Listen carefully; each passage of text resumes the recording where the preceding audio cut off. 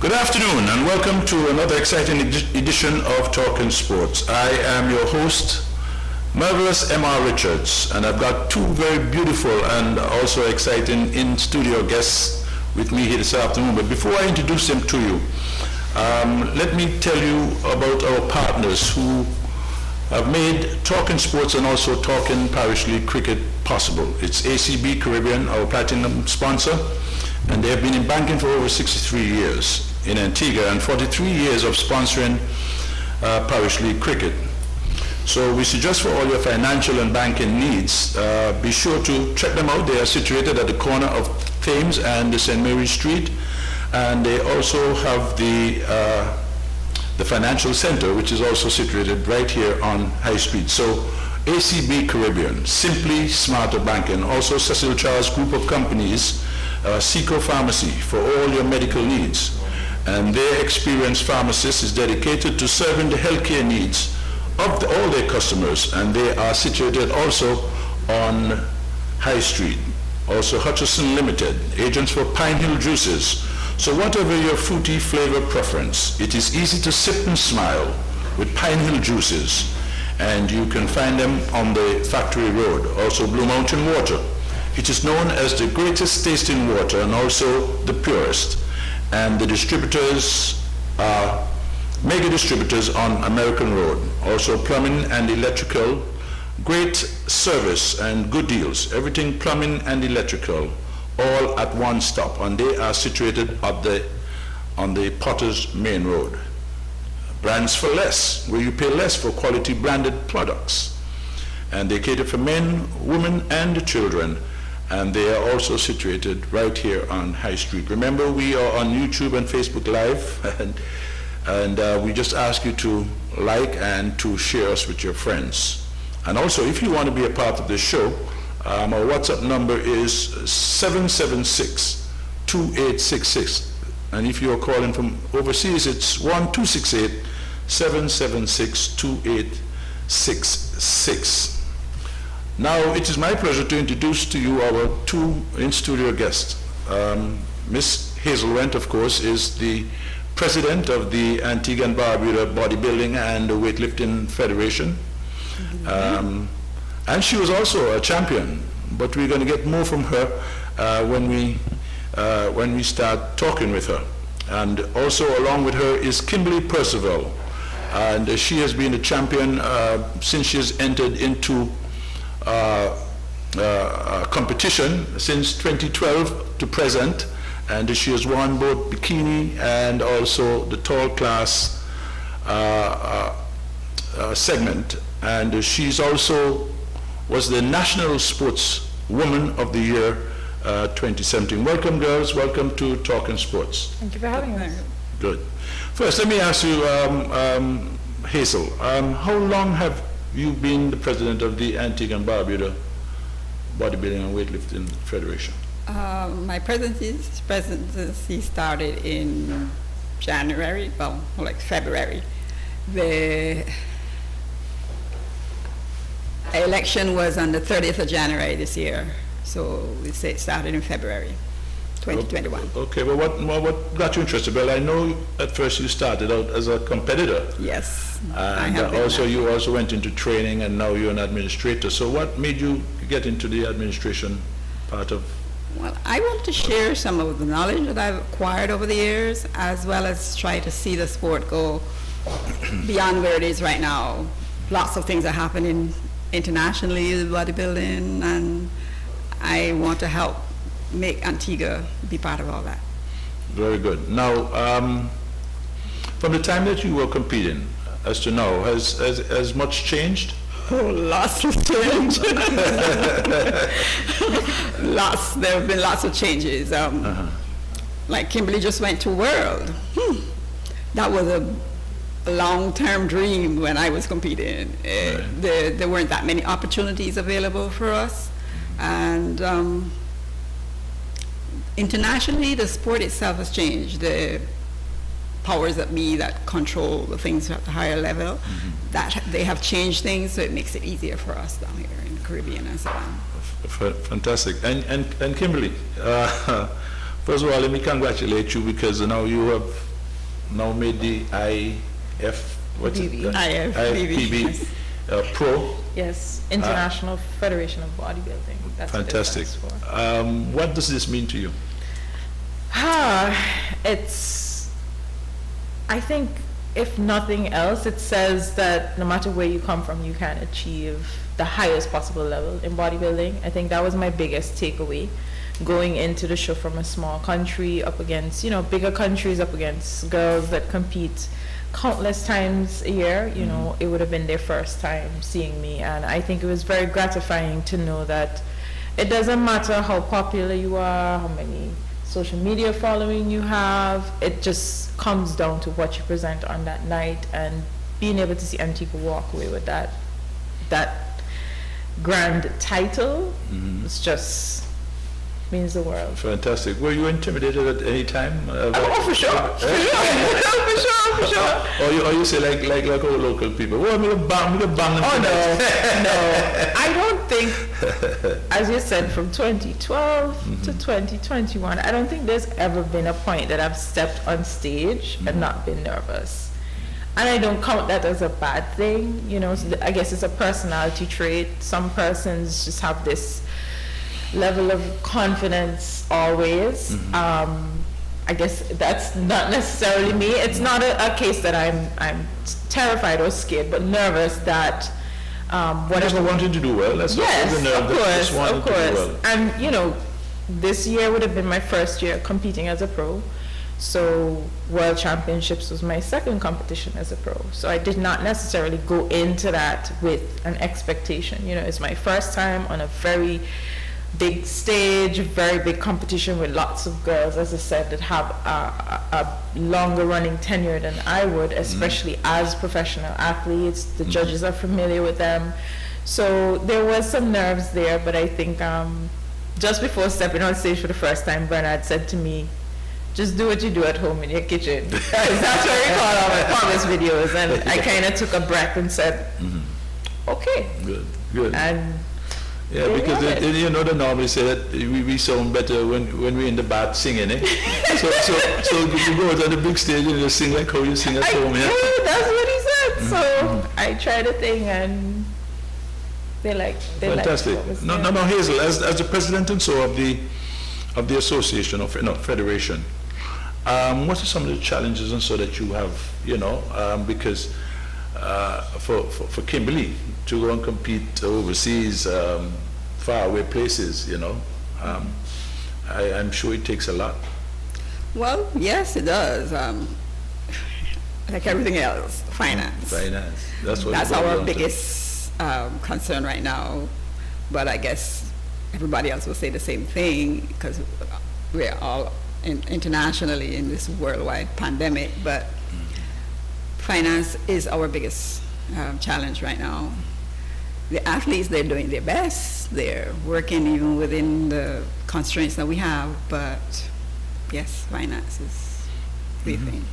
And this pandemic now, I understand now they're closing the gyms as part of the protocol and stuff like that. Yes. What do you take on this? Because a lot of people believe that gym is something that you can at least keep your 6 feet apart, and it's not any place that can be that crowded.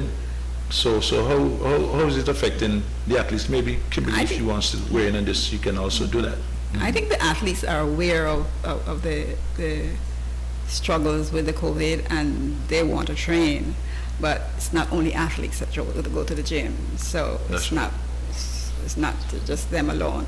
And the protocols apply to everybody.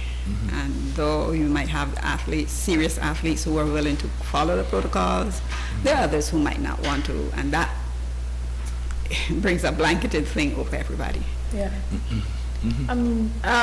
Seeing the transition for me last year after reopening, I have to say I think all the gym owners really put out a huge effort to come up with a proposal for the ministry to make them comfortable to reopen, and have really stuck with what was asked of them. And I mean, that came with additional expense to the gym owners, because you're talking about buying rolls and rolls of hand towels on a daily basis.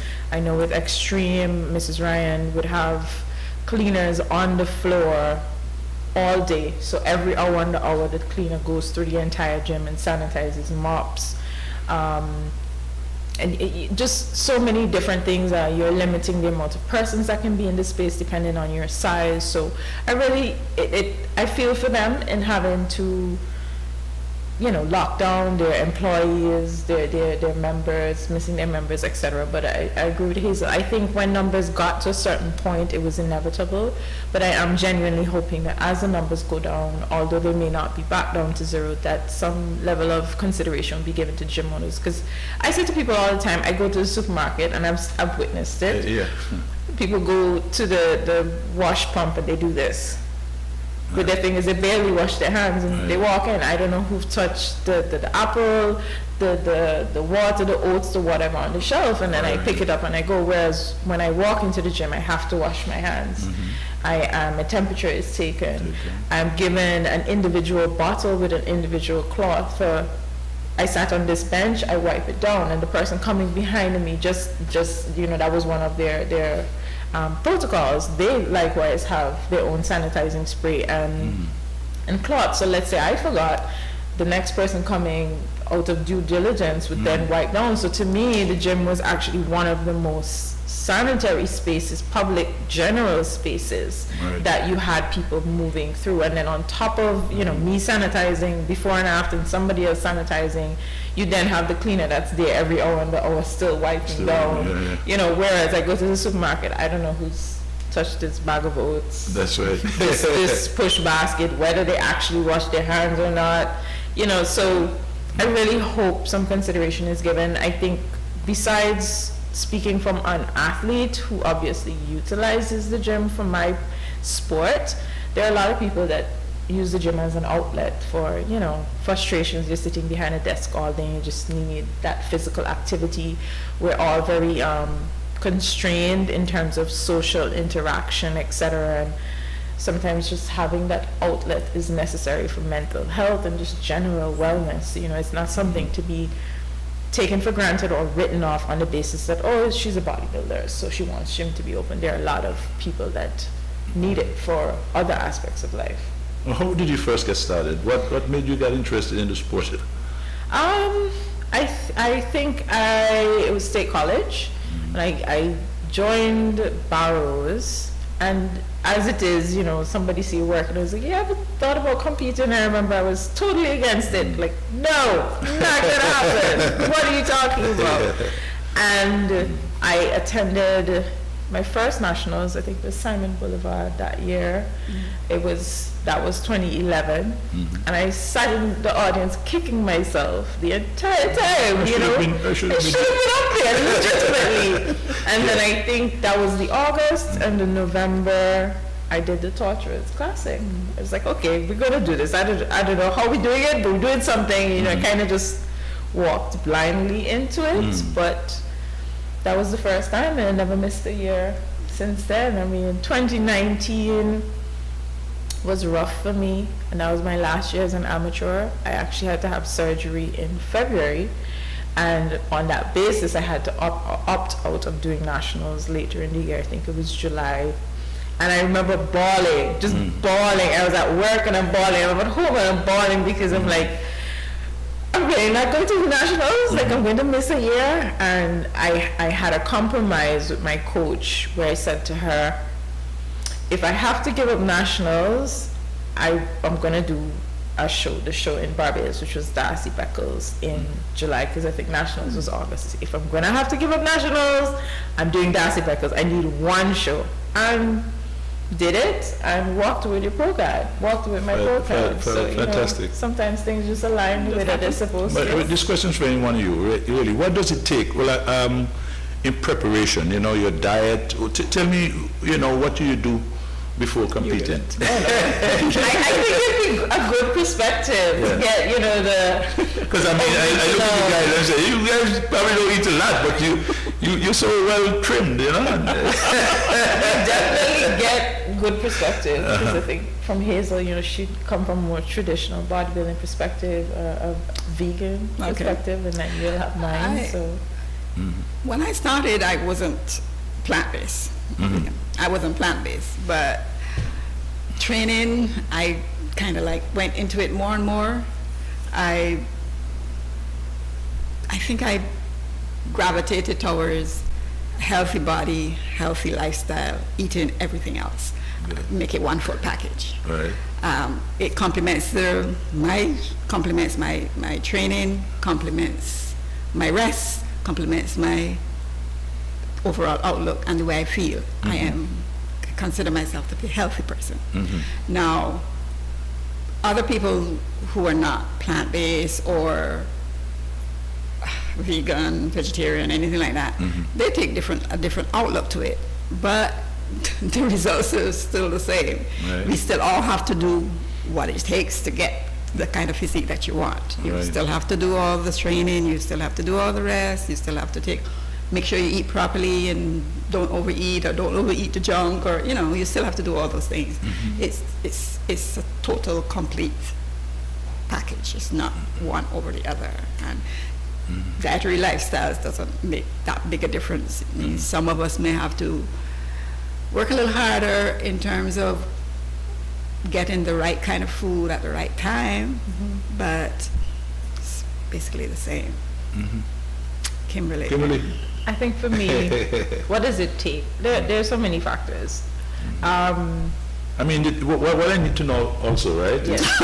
the kind of food that you eat. I will be honest. I don't consider myself to be as healthy as Hazel made, is really. I'm not vegan. I eat all things, all meats under the sun. Protein. All protein sources, are welcome. I think a big thing for me is balance. Okay. Because somebody said to me, the diet that works is the diet you can stick to. So for me, it's balance. I have 2 seasons. So I have an off season or an improvement season, and then I have prep or your cutting season.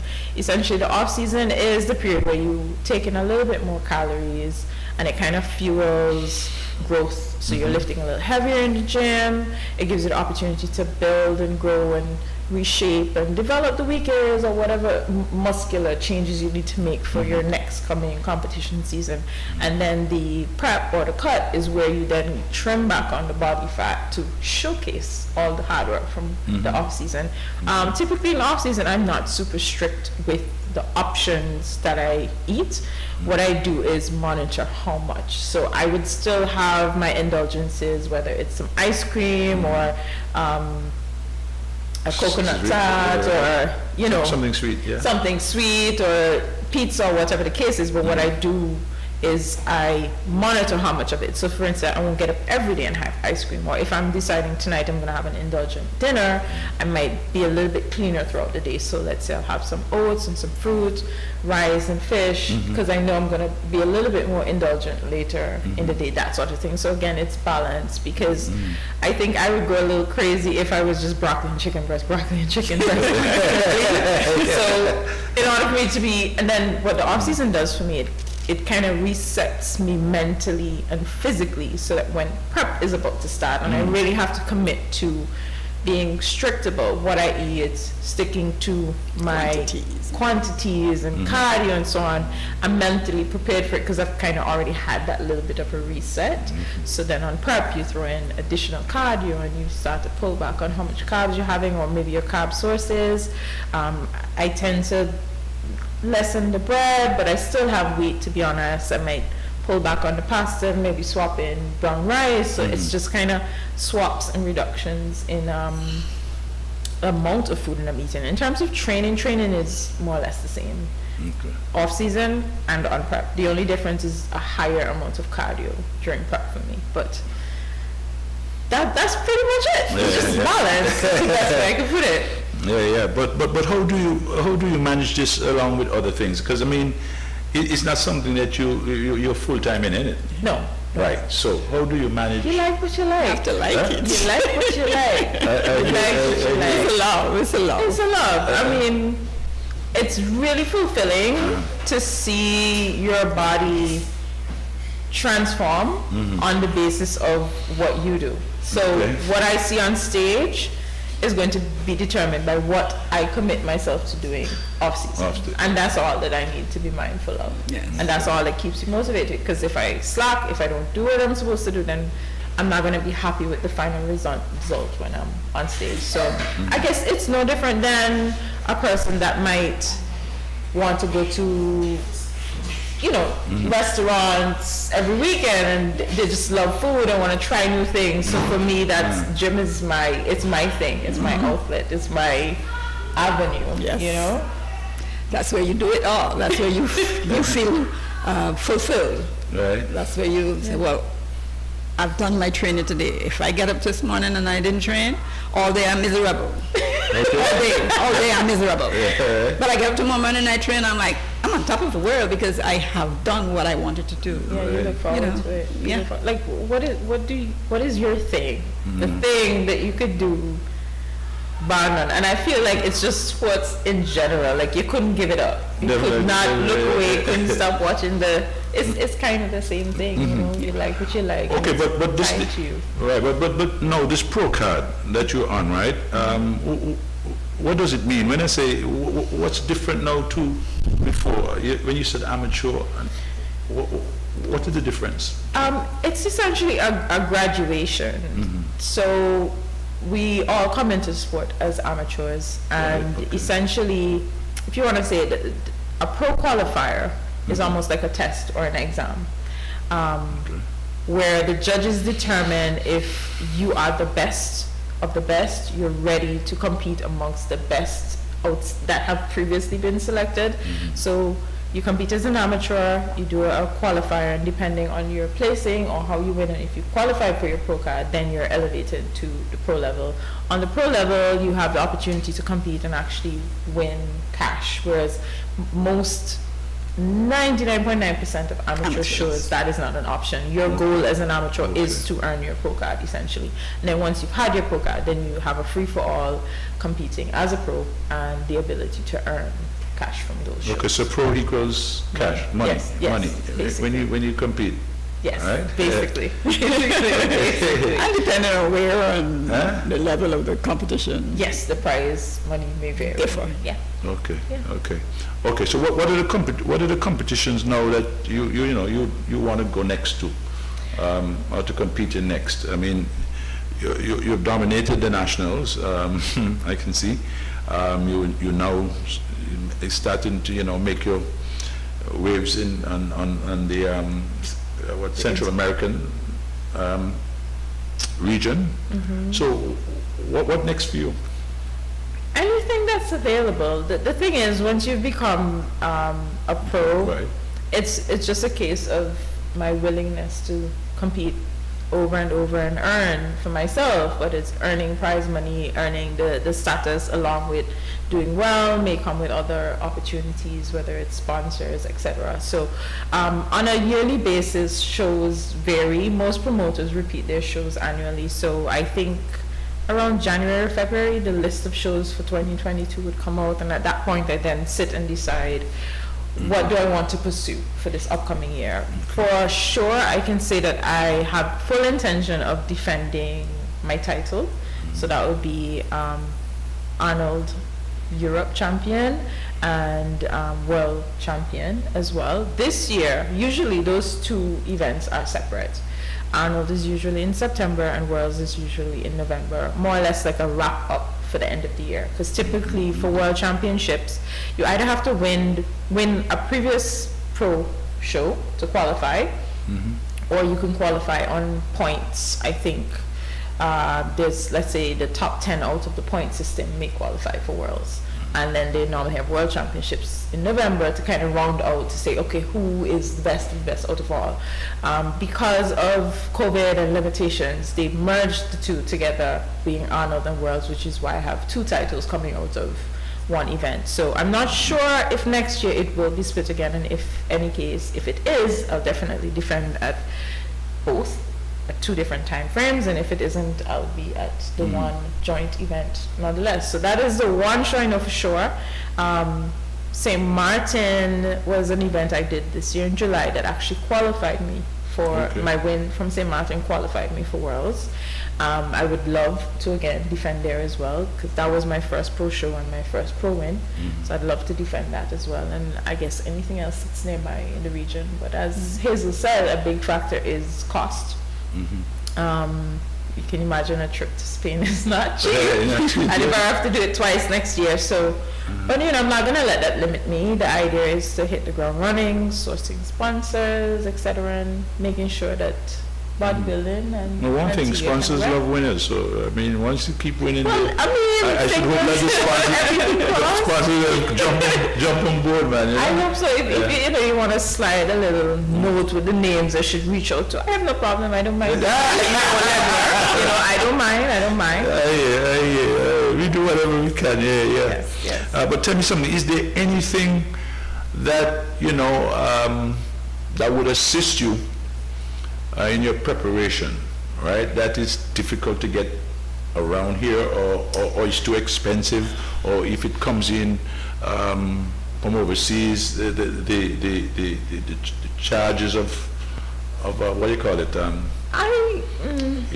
To get them out. If I had to nitpick, I'm talking about the supplements, and all these kind of things, because I know supplement is very high on the duty list. Yes, it is.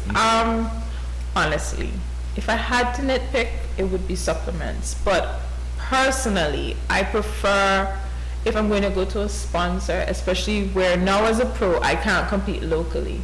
Because we only, up until now, you're not amateur now. I'm not an amateur. So it simply means every event that I intend on representing Antigua at, I have to buy a plane ticket. I have to come up with accommodations and all the other auxiliary expenses that go with it. So I'm at a point where I think I'd be doing myself an injustice if I'm going to ask my sponsor pay for my supplements for me. It's just not at the top of the priority list in terms of expenses for me.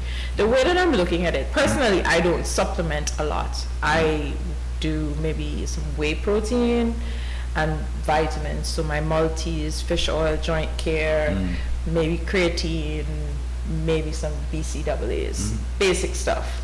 And on that basis, I almost feel like if I wasn't competing, I'd still have to eat. So it kind of feels like a food expense anyway. It's a little bit pricier than Kentucky Fried Chicken, but a food expense. So if I had to ask sponsors to assist, it would be assisting with me with participating in as many events as I possibly can. And those priority items would be airfare and accommodations, honestly. Third place, probably supplements. I do have a sponsor locally that assists as much as he can. Dream Body Supplements. He's a local guy. He's never competed before, but he just loves sports, bodybuilding, etc. They're in the Twist Mall, and he has sponsored nationals. He's sponsored quite a few of the athletes, and he assists. And right now with gyms closed and athletes probably not buying as much, he still tries his best. Are you out of protein? Let me give you a 5-pound bottle of protein. That's Delroy Samuel, Dream Body Supplements. He's I have to shout him out for that, for sure. Have to shout him out for all that support. Definitely. My top tier line items for assistance would be accommodation and airfare. Yeah. But I suppose you would have a calendar events. Yes, that usually comes out end of January, February, thereabout. Then I'd have specific dates, etc. Calendar normally drops at the beginning of the year, and they open the season basically in March and run it all the way down to November. Well, look, I mean, I know before I think it was dominated by men. I mean, and it was the Antigua and Barbuda bodybuilding, and I think they later added on and weightlifting. Yes, Federation, it was Antigua and Barbuda body. It was always bodybuilding, and then they added weightlifting Federation. Yes. Yeah. Right. Yes. As I said, it was one of those sports that was dominated by men. I have no problem with women because I know my mom was the best manager in the house, really, right? Right. So I am accustomed to women managing things, properly, and they give it all the best. Now, you were the president. How many women? You were a woman president of Antigua and Barbuda. Bodybuilding, weightlifting. We've had quite a few actually. We've had before you. Right up, yes, they were, right up my head. I remember Sonia, Beverly, Oh, that's right. Jamila, Beverly Percival. Already is. Oh, Beverly Percival. Sonia Allred. Allred. Sonia Allred, Beverly Percival, Jamila Jonas.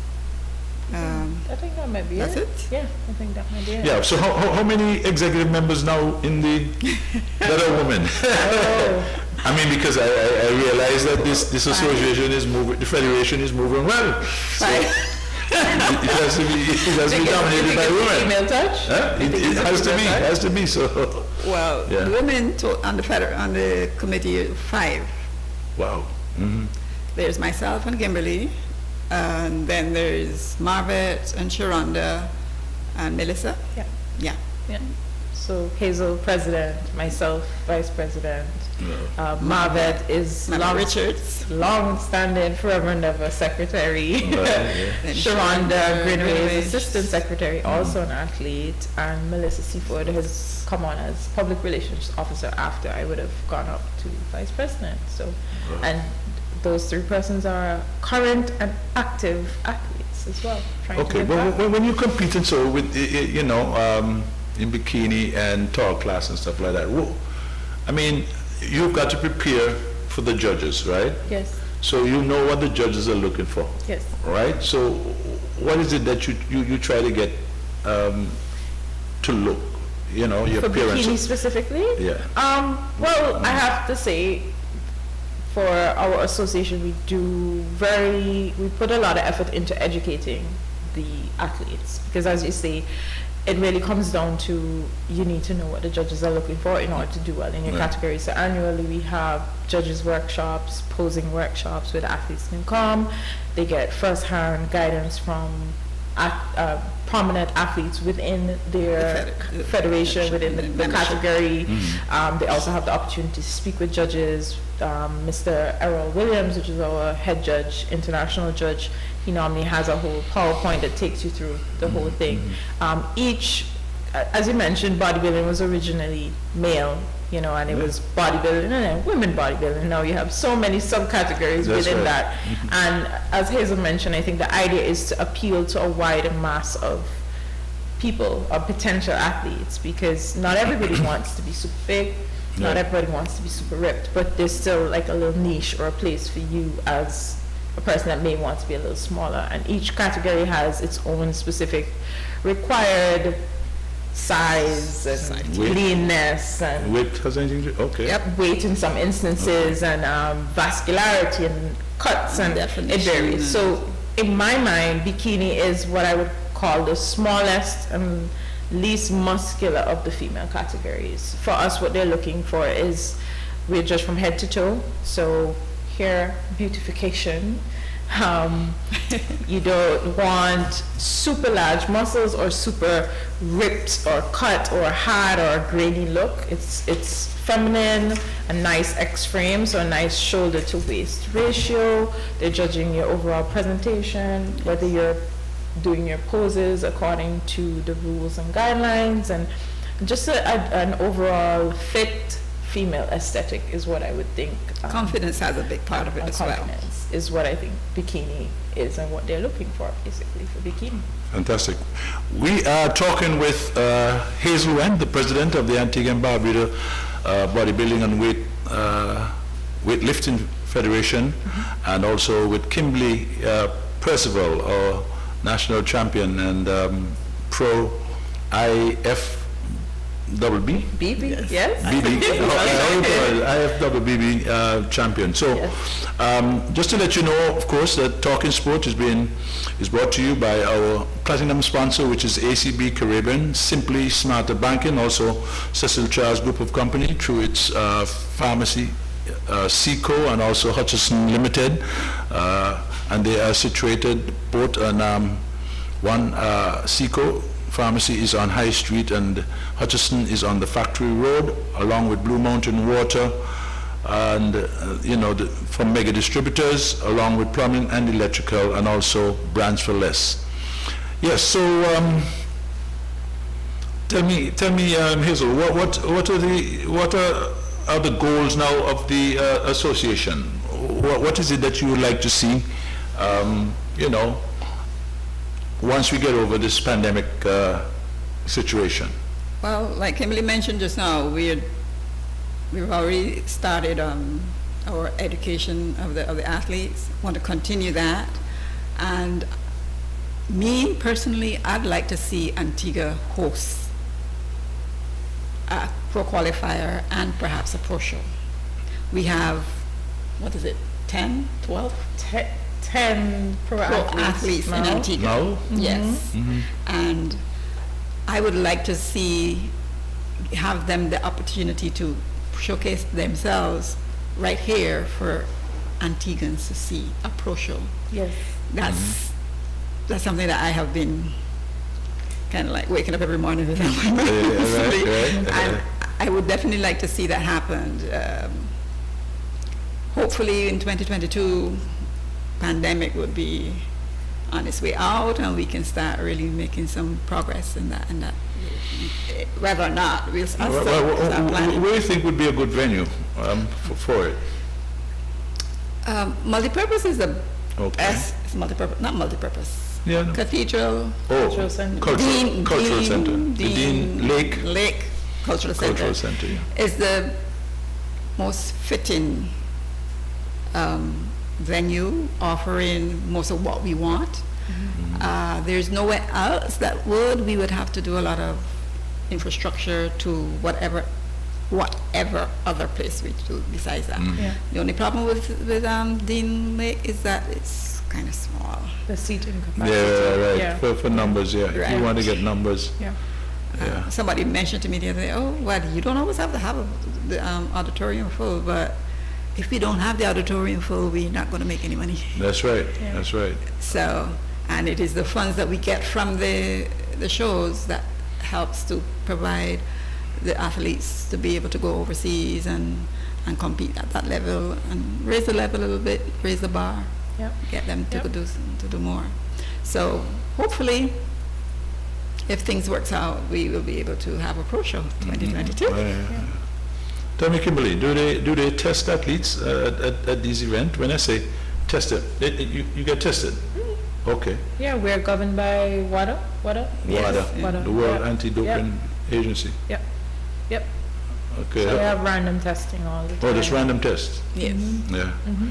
Because to tell you the truth, I've seen some of these women, right? They gotta be at something. I don't know. Yes, you have to wonder. I have Some to of the wonder. women you see, they probably don't go on stage. Huh? They don't go on stage at the time when they look like that. Okay. Because when I remember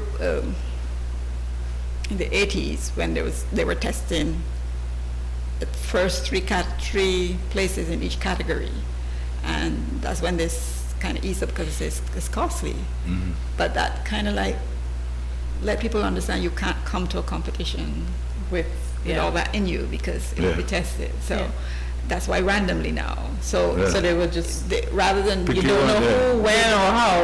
You just can't come to a competition like that. So those of them that you might see all muscled up and so on, probably not competing right then. Mm-hmm. Maybe for sometime in the future, but the testing is what kind of keep them at bay.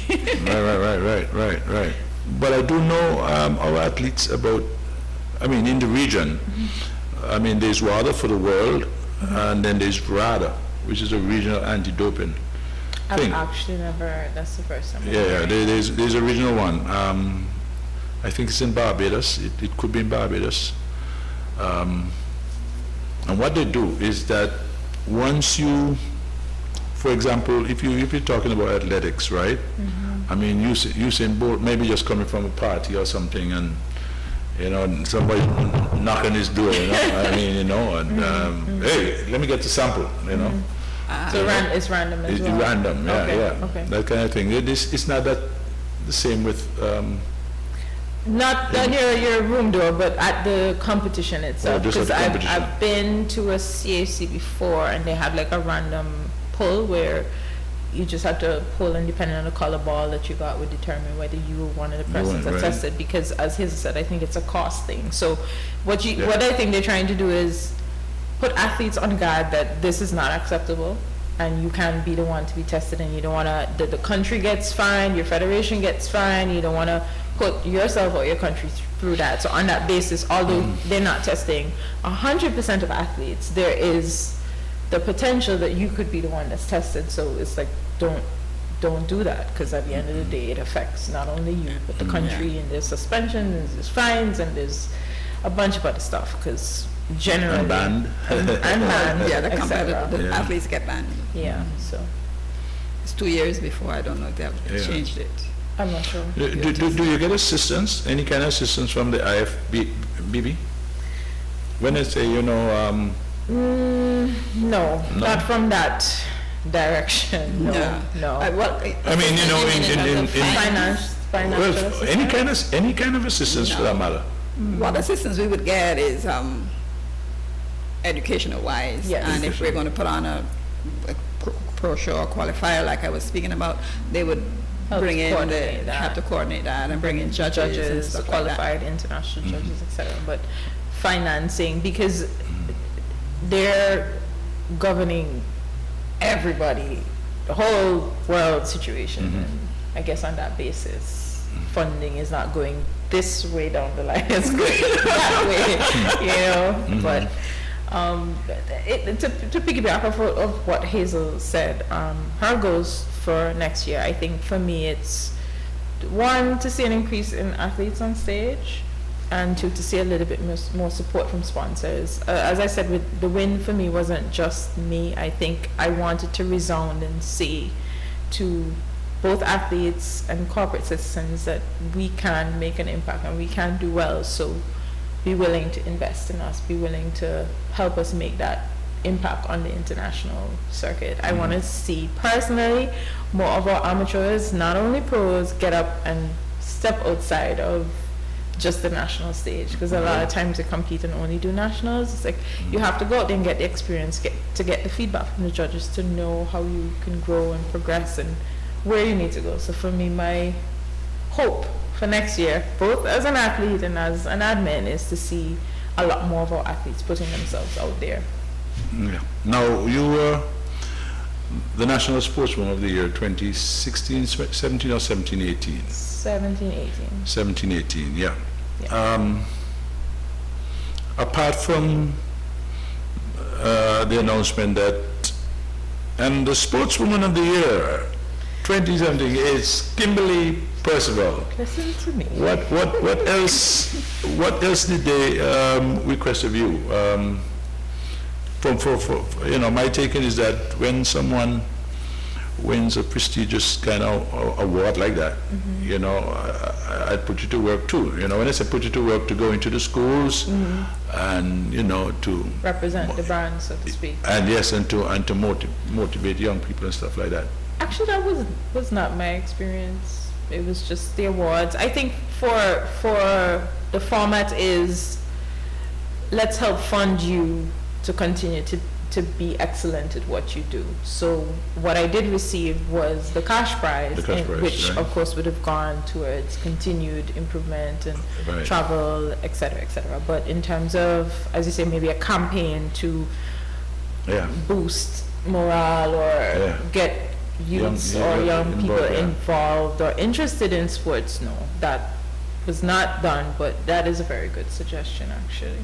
Very good suggestion. Yeah. So what next Did I ask you that? Or did I ask you that already? What next? I mean, I know this must have taken a lot of sacrifice. You know, you've given up a lot. I was talking to some other people, I think, in another program, where Usain Bolt said that he had trained 12 years of training to run on the 10 seconds. You work so long and so hard just to accomplish this, you know. Yeah, that's you must have given up a lot, you must have given up a lot. It is challenging at times, but at the end of the day, for me, I never wanted to step on stage not being prepared or feeling like I really gave it the full effort, because once you're there you can't undo what you didn't do, and try and redo it. So you kind of just have to make a mental commitment. I'm doing this thing. I want to be proud of what I bring, even though it's not perfect, and the only way that's going to happen is if you commit to what you have to do. And prep, like I said, I think I'm, as an athlete, I have a little bit more balance of a normal life, and when it comes down to the wire and prep, you're a little bit more tired, you have a little bit more cardio, and a little bit more drained and fatigued. So social interaction, prior to COVID, etc., is minimized. But for me, once the run of competition is done, and I'm kind of back to normal. So you do your movies and your dinners and your get-togethers and that sort of thing. So it's give and take, and at the end of the day, nothing that's really worth having or creating a legacy or this history that is forever going to be tied to your name. I don't expect it to be easy, and I don't expect that it's just a thing that just happens, because I don't think I'd give it as much value as I think it deserves if I really did not have to work for it in order to appreciate it. So. What is a routine like you're going to compete? What is a routine for you? Training, I get at 5 o'clock. I get at 5 o'clock. I gotta go and get some rest, and don't wake me before a particular time. Well, I still have a day job. Typically, I weight train 4 days a week. At most, I would probably add maybe 4, maybe 5 days of cardio on that. Nothing past an hour.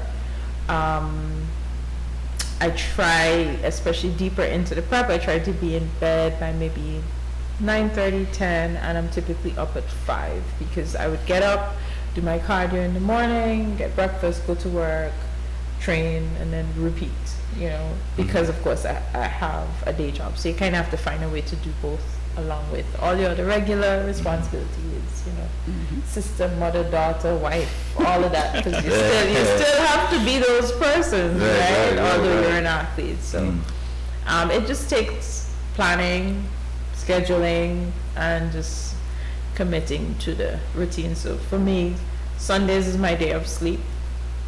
So on Sundays, I get up and I train, and then I just take the rest of my day away. I go into my garden, whatever, I roll out of bed, and I do some weeding, which is very relaxing for me, surprisingly. Do some weeding, do some planting, my headphones on, some good music, and then repeat the week all over again, Monday to Friday. Labor and work. Saturdays, the household chore, cooking, and whatever day, and then Sunday is the day of rest. That's my basic routine. You see, while you're cooking, maybe have a weight in hand. Oh no! Tell me what? You have a trainer. I have a coach. Okay, coach. She is overseas. So what she does is provide me with nutritional guidance. But I actually train myself in terms of workout, choosing movements. I don't know. I'm one of those persons that like training by myself. Some people need a workout partner. I just need my headphones, and I'm good. You can motivate yourself. I function better. That brings it back to what I was telling you just now, Mervyn. We were discussing, and I said it's a personal thing. Yeah. That's right. It's an individual thing. Yeah. So this is what I want out of it. This is what I know I have to put into it. Yeah. And you and I, you might want your own thing in, but what I have to put in is not necessarily what you have to put in. So it is better that you work on your own anyway. Right. Some people, like that push, or somebody's energy to feed off of. I don't necessarily consider myself to be an introvert, and that might sound really weird given that I go on stage in a bikini. Okay, but I think I'm somewhere within that introvert spectrum where I go to the gym and it's almost like blinders on, just my headphones. I'm energized, I'm ready, I'm like, okay, let me push.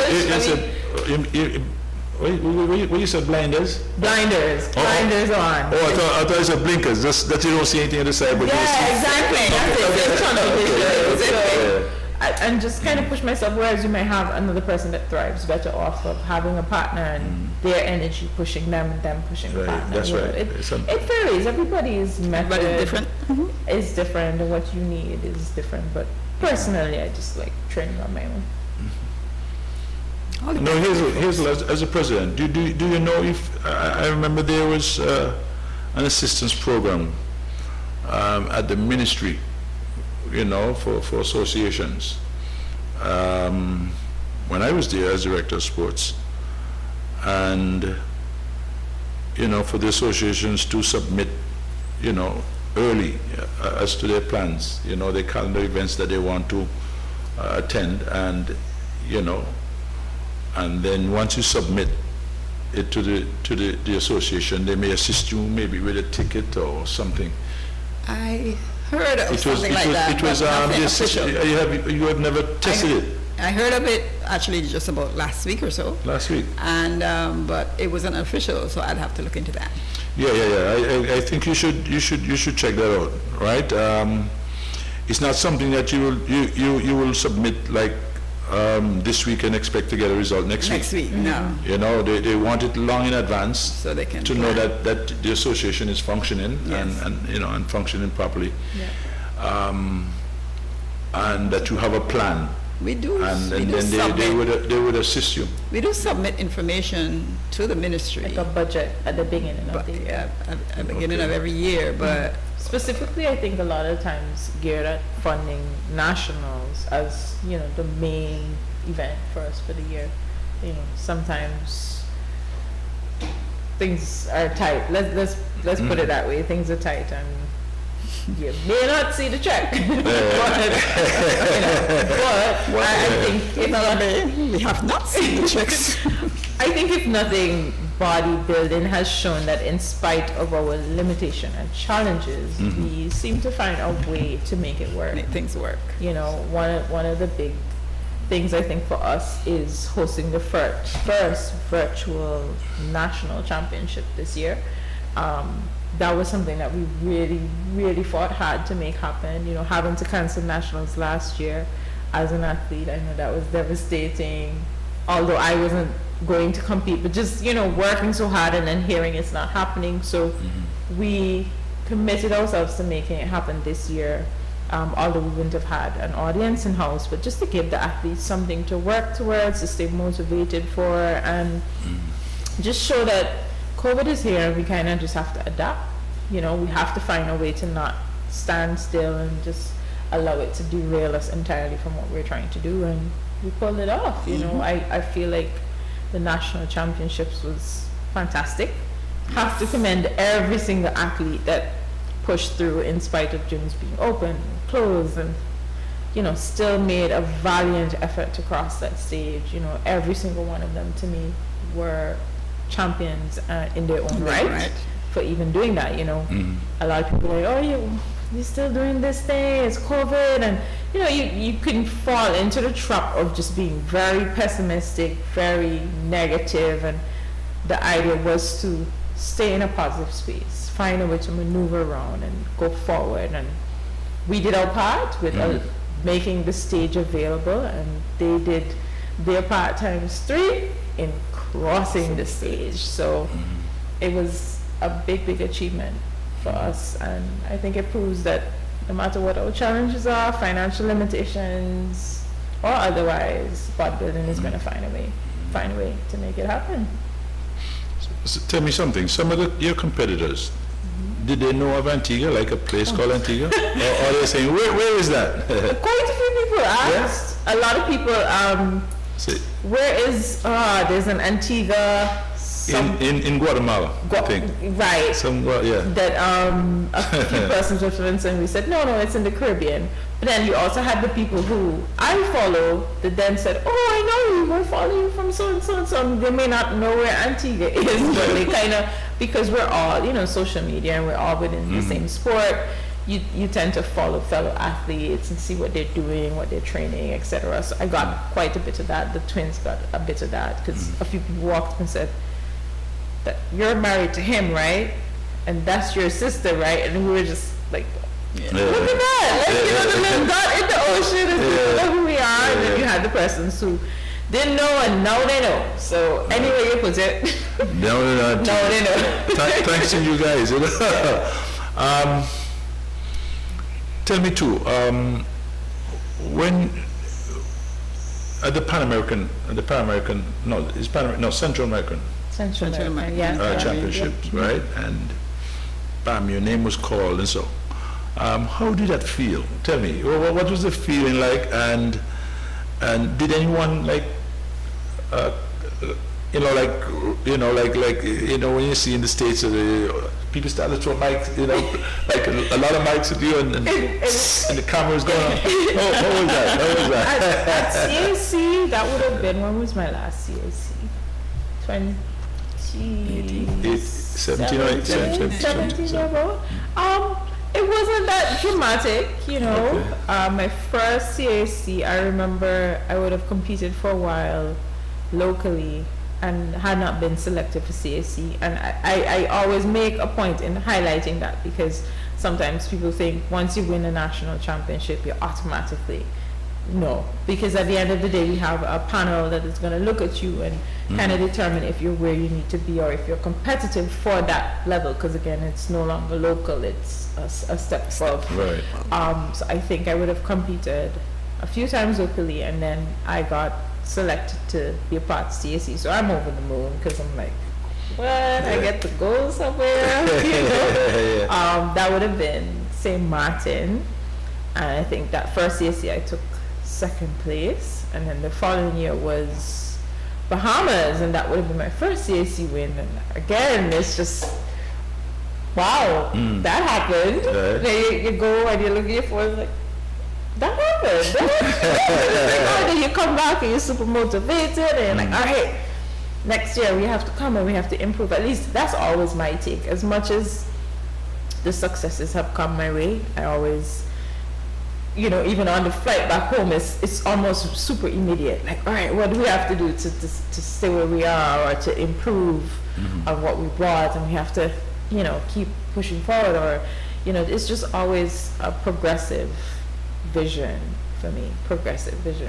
I think the most media, drama, fanfare that I would have experienced in terms of awards and winning would be Worlds. That was a whirlwind of congrats, barely make it off the stage, everybody wanted a photo, and then after the fact, the next day we had to go back to the venue, and you had random people in the audience like, I love you, you have the best body, can I get a picture? And it was just surreal, to say the least. Surreal, to say the least. And all the time I don't think it's settled. But no corporations to model or to advertise the products. Not yet. I am. But that is something that is there. When I say yes, okay. Yes, there is potential, but I think for me, coming from a small country,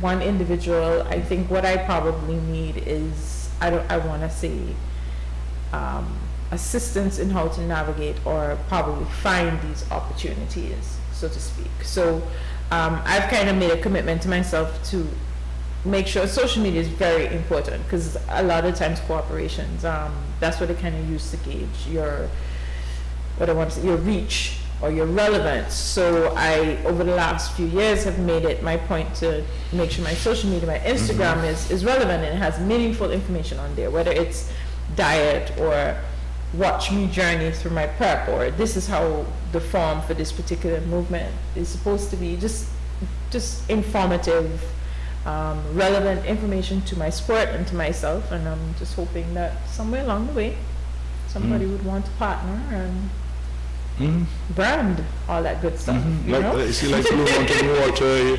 Yes. Like, I mean, you know, bikinis, I suppose, things like that. Stuff like that. Yeah. Or supplements that you might use that help to, you know, to get you to look in the way you look. It doesn't even have to be that black and white. It could just be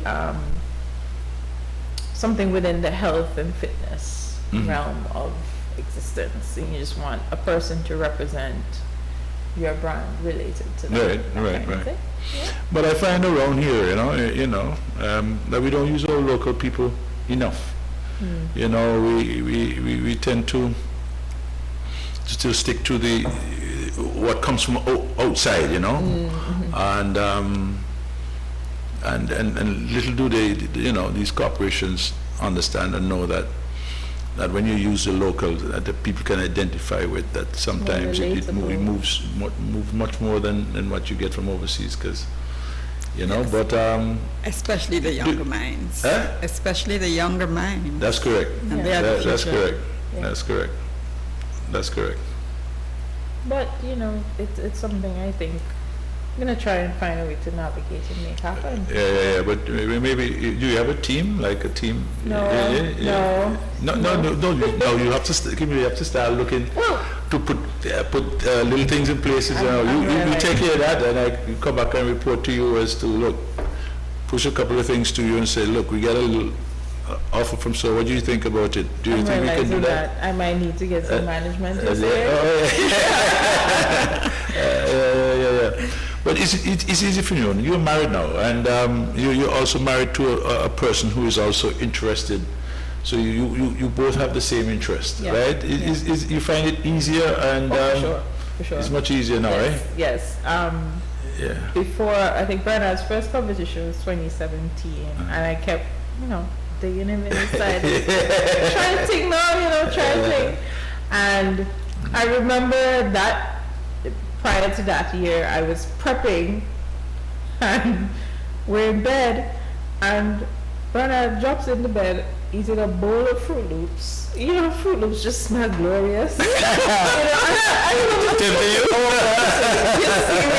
because I'm in the middle of, like, what are Fruit Loops? I don't even remember, because I'm prepping hard. And he could not understand why, I'm like, go in the living room and eat your Fruit Loops, And then the following year when he did Nationals for the first time, I remember he sat down and he said, I'm sorry, you were right. This is wickedness.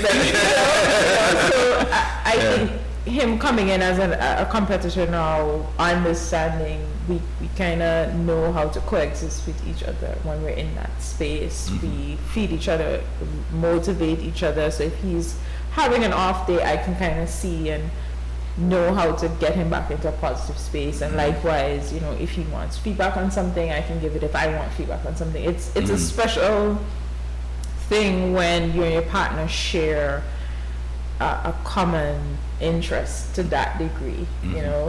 We sit and we watch bodybuilding shows together, and if I have, so what do you think about my form on this thing, this movement here, or how do you feel about this routine? It's just it's a really, really good feeling. And you guys be each other's judge, eh? Exactly. Like you go pose and you say, look. Exactly. Exactly.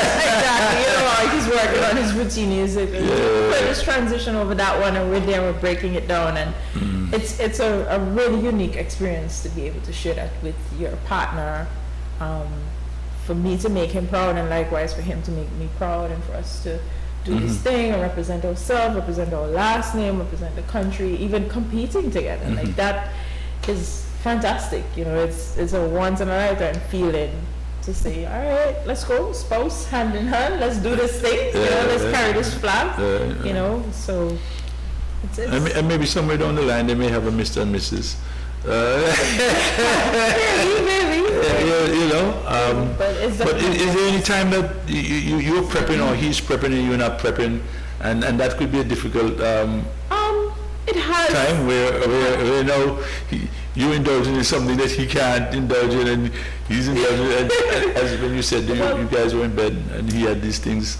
It has happened before, but I think now for him, knowing what it feels like to prep, like you have a little bit more consideration for the other person. You kind of just know how to maneuver the situation. So we know to avoid stepping on each other's toes, basically, in those circumstances. And in a situation where I might be prepping and he isn't, then he'll just know to assist or supplement me a little bit more, because I might be a little bit more stretched or strained, or, you know, I have cardio at 5 a.m., so I'll find like he'll get up and do the laundry, and I don't have to ask because he just knows, okay, she have to do cardio tonight. So, you know, so it's a give and take. It's a very good balance, because we will understand what it takes to actually do what we do.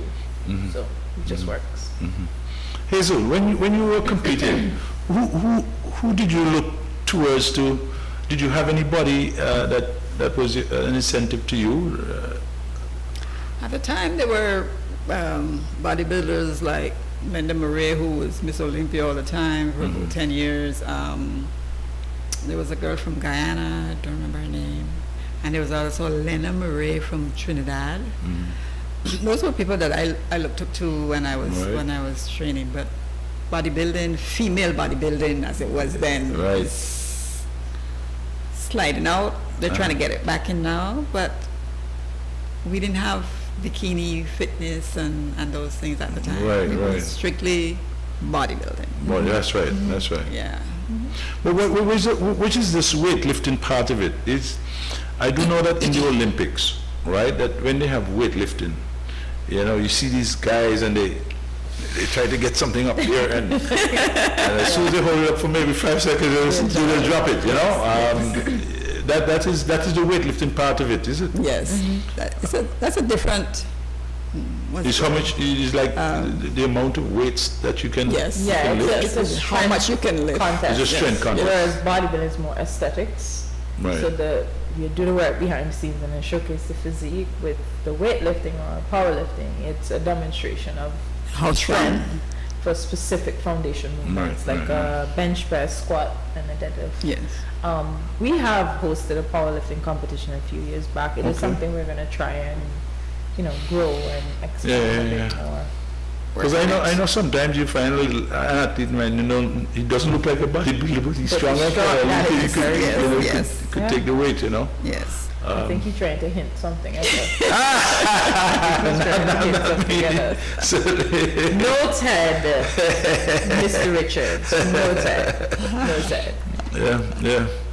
So what would you like to see? You talked about it a little earlier about you would like to see more youth and so get involved, right?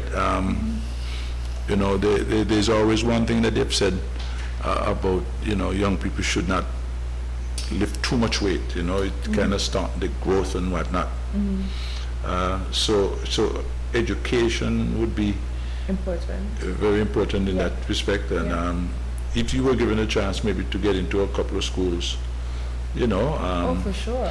But you see, and that's the reason why we have a show like this, is that when people can view it. We were talking a little earlier about that there is no record per se, you know. For example, when Hazel competed, and as a matter of fact, Hazel was also a nominee from the Antigua and Barbuda Bodybuilding Association at that time for Sportswoman of the Year too. That, you know.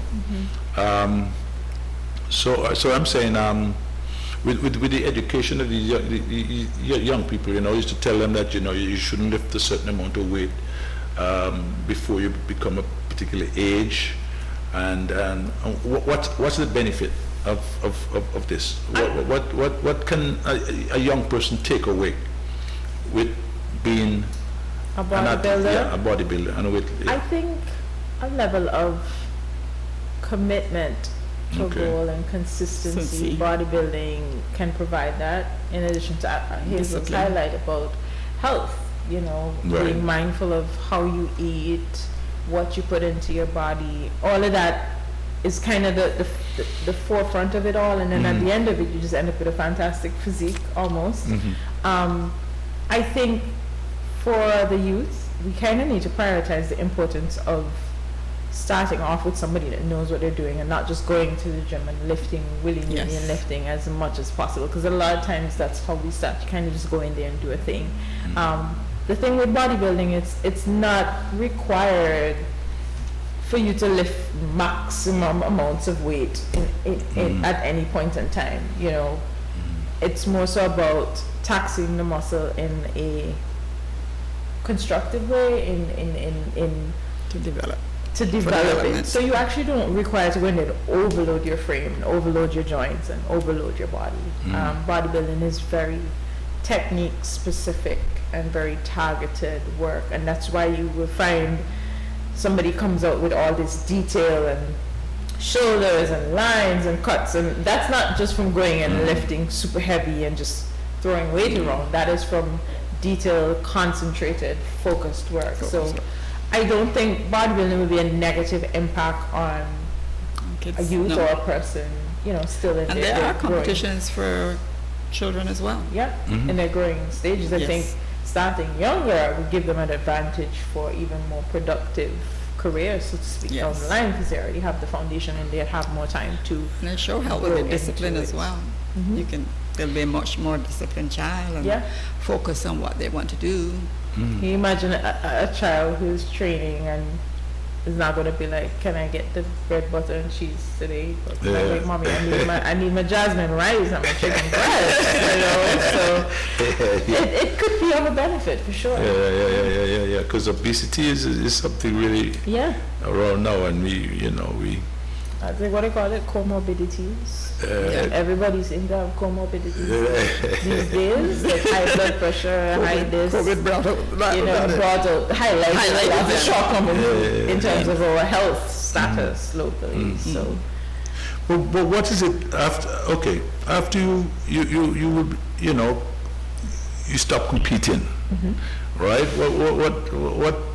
What's there for Kimberly? Like, I mean, would you like to get into the training aspect of it? I think I would. And how much longer you think you would want to be involved in this? Or I don't know. I'd probably pop some babies out and still come back and go on stage because I enjoy it. Okay. I enjoy it. I for right now, I cannot see an end to me and my love of bodybuilding and competing specifically. Wow. Like I said, I do want to have kids at some point. Right. I'll probably have kids and then let's just have kids. Let me tell you something. You probably look the same when you finish having a kid, because I had my daughter 25 years ago. of that training and fitness and whatnot. You probably just look, Yeah.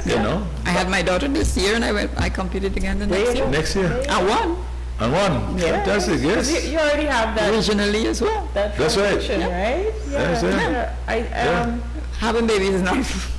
It's, It's like eating, drinking, driving. buying a car. I put on a little weight, and most of the fun, let's fix that out. Oh, this will be gone in 9 months. Store. For sure, I think being on the executive now, coming in as an active, still an active athlete, but from an amateur, I think that would also, when I do get to a point of retirement, I think that would be a part of me giving back to the sport as well. Is still performing from an administrative perspective, performing from a coach perspective. At the end of the day, I think bodybuilding has found a way to dig itself into my being. So Was it it's not something you can give up. Outside of the competition, do they contact you? Like we're putting on a show or something, are there shows outside of competition in bodybuilding? No. When I say that, it's just competition. Just the competitions mainly. I've been asked to get sports at nationals. No, thank you. But no, it's mainly just competitions. No. Before there used to be a lot more of that, guest posing, inter-island. Trinidad is having their show, they'd invite somebody else from another island. Antigua having a show, we'll invite people from Trinidad or wherever. But now with so many shows outside, pro qualifiers, pro shows itself, athletes are more concentrating on those shows than guest posing, so to speak. Yeah. Back then it was your nationals, then the CSC or sub-regional competition. That's it for the year. So Right. guest posing in other islands was welcomed. Right. But now there are so many other shows that a competitor, an athlete preparing for one show is not going to want to compete to guest pose That's Yeah. true. when they're, That's true. in prep for another show. So- See, the reason why I mentioned that about appearance, because I do not like in other sports and stuff like that, if a team is going somewhere, they get a fee, an appearance fee, because of the gate receipts and whatnot. People will come out to see that Oh, I sort of see thing. what you're So I was wondering if if it is something that they do. I guess Like somebody having a show, and look, let's invite the champion, you, for that matter, let's come and just, you do a little pose, bam, and That's you get a little basically- check, thanks for coming and stuff like that, That's basically the concept of guest posing. So for instance, at our nationals, we actually had Mr. Randy Christopher guest pose at our virtual nationals this year. We didn't pay him because no money did, but he gave the crowd a show. He would have gone to Miami just a week or two before and won his pro card, so they did not get to actually see him, his presentation. So it was an opportunity for them to see what he brought to the stage, like his last local appearance, because now he's a pro and he has to compete abroad, etc. But as Hazel was saying, similar to what you're saying, usually, or back then, if there were shows in the region, they would invite, okay, we're gonna have the national champion from Bodybuilding from Antigua come Right. in to make a guest appearance and Right. pay a fee. But it's not something that is very common right now. I think a lot of promoters are leaning more towards the higher ranking pros, so maybe an opportunity might present itself given the title of world champion. And to be honest, a lot of the enticement comes from bigger bodybuilders, which I can understand because there's this level of fantasy and wow factor that you get from a big, hard, guy flexing. So a lot of the times the guest. I mean, when they used to do like movies of Hercules, they always look for these guys, the bodybuilders, to Yes. just put on a little thing there and show their muscles. It normally goes that way, which is understandable because that's the wow factor at the end of the day. I don't want. we had guest posers here. We had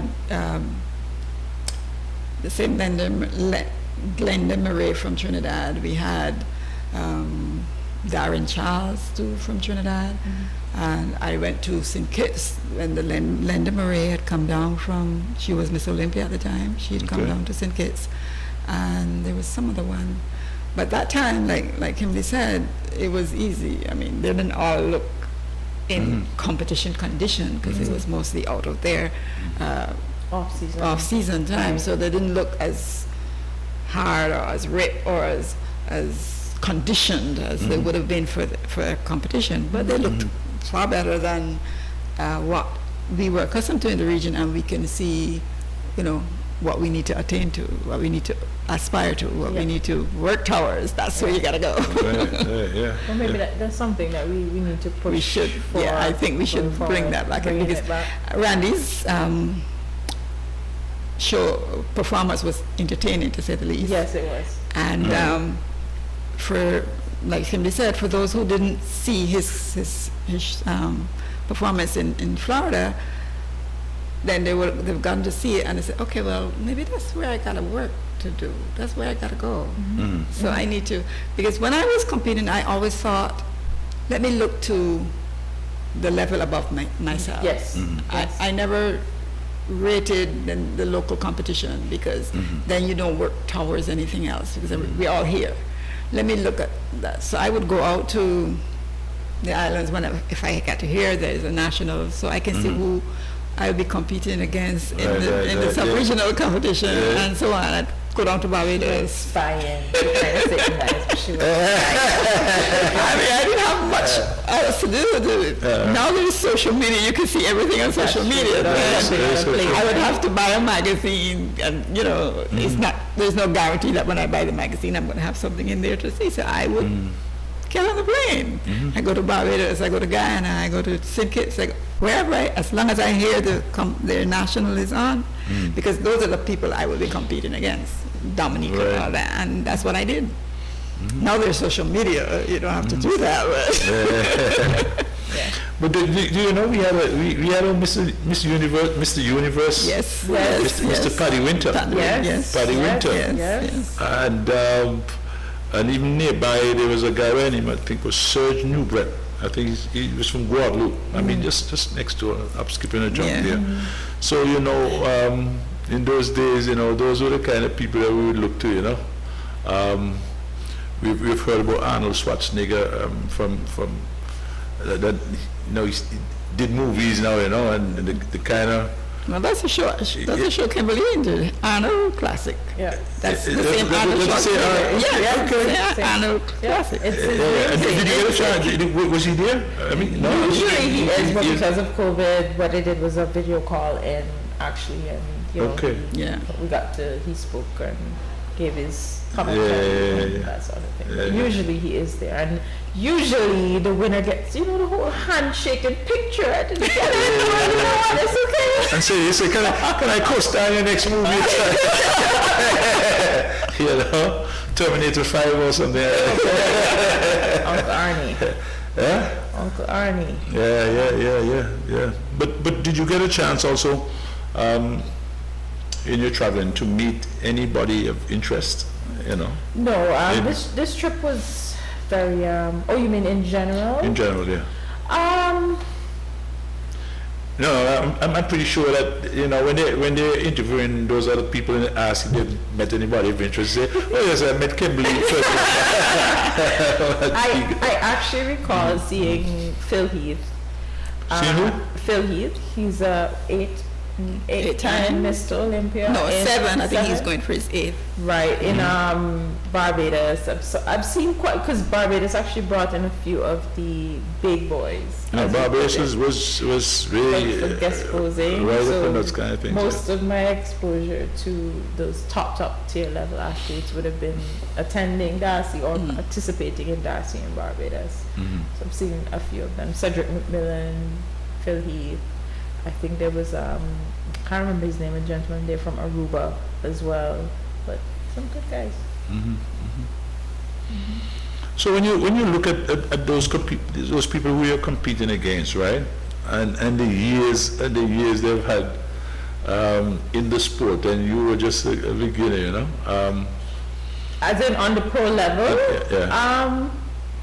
I kind of feel like it's a similar tenure, to be honest, in terms of from amateur to time under the belt from amateur, but quite a few of them do have a lot of pro shows under their belt in comparison to me. But I guess I went into it as this is me trying to build up that repertoire of shows. You can't do it unless you take a chance and step out beyond your limitation or step beyond that line that you think is so scary. So that event was all right. Let's start building up the resume. Let's start doing a thing. We didn't get a pro card to not do nothing. So it was encouraging and motivating to know when you see the list of girls coming up. Oh, she's going to be there, and I need to make sure stick to this diet and make sure to this cardio because I can't go up there looking shabby. As much as there was nerves, it also served as a motivation to bring my best and to bring the best possible version of Kimberly to stand up against these girls that you watch. So you mentioned earlier that there were a lot of girls now who have their pro card, right? Locally, we have 9. I remember a long time ago there was this girl by the name, I think Michelle something, I forgot her name. Well, a long time ago. Michelle. Yeah, Michelle. I forgot her last name. George? Huh? It's not George, is that right? George or something like that. Michelle? I don't She think was a she face had a pro card, but I think she competed in figure. And she did one year. I remember. Michelle? Yes, I think it's George. Michelle I think George, it's yeah. She did pretty well on like the regional circuit. Or something, Right. I think. But I'm not hearing of Michelle, but I know there was this young lady. She trained at what was Bel Air, no, what Fitness Shack at the time, and she too had gone out to a couple of regional shows. She had started just after I had quit, so that would have been in the 90s, mid to late 90s. Can't remember, her name is Michelle. Yeah, I remember, because I remember she was also nominated at one time for Sportswoman of the Yes, Year. that is she. Michelle George. I think it's Michelle George. I think it's George it was, I think she married George at the time. Oh, yes. It's George, am I crazy? Yes. She went out to, yes, she went, I remember. She was figure, yes. not body. No, that's right. No, that's right. Figure, no invention, yeah, she was figure. She was figure. And what's the difference? What's the difference between figure and... It's a muscularity and development requirement. So bodybuilding, women's bodybuilding was the biggest and most developed female physique. Then you had muscular, right? Then you had figure, and then you have bikini, if you want to look at it in a tier system type thing. So my size is going to be smaller than a figure athlete. A figure athlete is going to be smaller than a women's physique or a women's bodybuilder. So it's graduation of levels of required development. And one can move. When I say move, like you decide if you want to be, you want to move from bikini to fitness. Yes. I just need to make sure the development to suit the that category. would be like 3 cases of egg and salt per week or something. I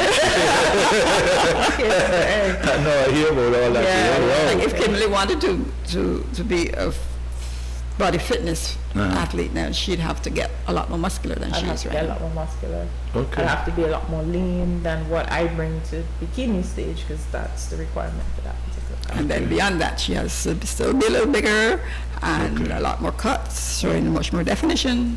And then beyond that, it'll be thicker again, showing definition and overall.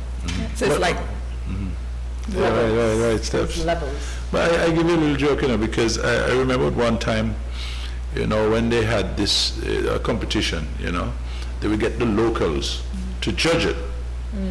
Guys who have been in the sport a long time, and then they had this big meeting, and he's saying, no, by the time it's better you get somebody from overseas, because then people here don't know what they do. Something like that, So get some people from overseas, because they always somebody always cheating, So they get guys from overseas, and the results sometimes turn out the same thing.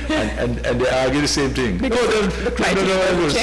why don't you judge it then, since you know so much about it? Who, me? Tall. And they keep it out of it, That's because the criteria doesn't change, so it doesn't matter who judges, as long as you know what you're doing. The criteria for the category is the same, so you judge according to the criteria that is expected. The athletes are supposed to bring to the stage. As to getting overseas judges, it's just merely because people don't trust. A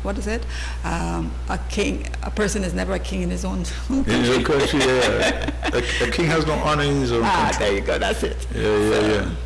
All right, like we're getting close to the end of our thing. I don't know, Hazel, if there's any last word that you would like to. I'd like to thank the athletes for doing their best and coming out for 2021, and look forward to the same and better response for 2022. We're hoping to get, I don't want to put it out there yet because we're not quite sure, but things are in the pipeline, and we are hoping to do much better for 2022. Fantastic. And you, Kimberly? I would like to personally thank all the persons who came on board and gave me the opportunity to fulfill my dream and compete at Worlds. So first and foremost, the Ministry of Sports, they came through and assisted all 4 of the athletes in making that journey. I know it was a challenge because we know that no money day, but they made it happen. So the Honorable Darryl Mastrew, and of course Mrs. Hedda Daly Samuel. Samuel Daly. I also want to thank my job for, assisting as well. So that's Domus Windows. On behalf of the group, Go To Enterprises, they made a contribution to the group as well, and Hideout Caribbean, Mr. Trevor Thomas as well. We also had 2 private sponsors who want to remain anonymous that contributed to the group as well. We want to say thank you, everybody that gave a little assistance and just a word of encouragement, all the congratulations, etc. If I'm forgetting anybody, it's not intentional, but thank you. It's greatly appreciated. And of course, last but certainly not least, my family, mommy, daddy, auntie, uncle, cousin, husband, everybody for encouraging and putting up with me and dieting and prep and fantastic, all those wonderful things. And I want to thank you both for coming and talking sports. Really appreciate it. And certainly wish your association all the best. And we also wish you, Kimberly, all the very best. Remember to slide the note with the people that I need to reach out to. Oh, we'll talk about lots of time after this program. Yes. All right, and I want to wish you all the best for you going forward and stuff like that, and continue to do us proud. All right, and of course I have every confidence in the association because it's run by mostly women, as I said earlier. It's your world now, the men are just passing through. All right, so we want to say on behalf of our executive producer, Taddy Arundel, and our technician, Mark Charles and Orden, we want to thank our sponsors, ACB Caribbean, Simply Smarter Banking, Cecil Charles Group of Companies, Truist Pharmacy, Seco, and also Hutchinson, and also Blue Mountain Water, and Plumbing and Electrical, along with Bransford. We thank you all very much, and we'll see you again next week Monday when you can join us for another exciting episode of Talking Sports. We're saying bye for now.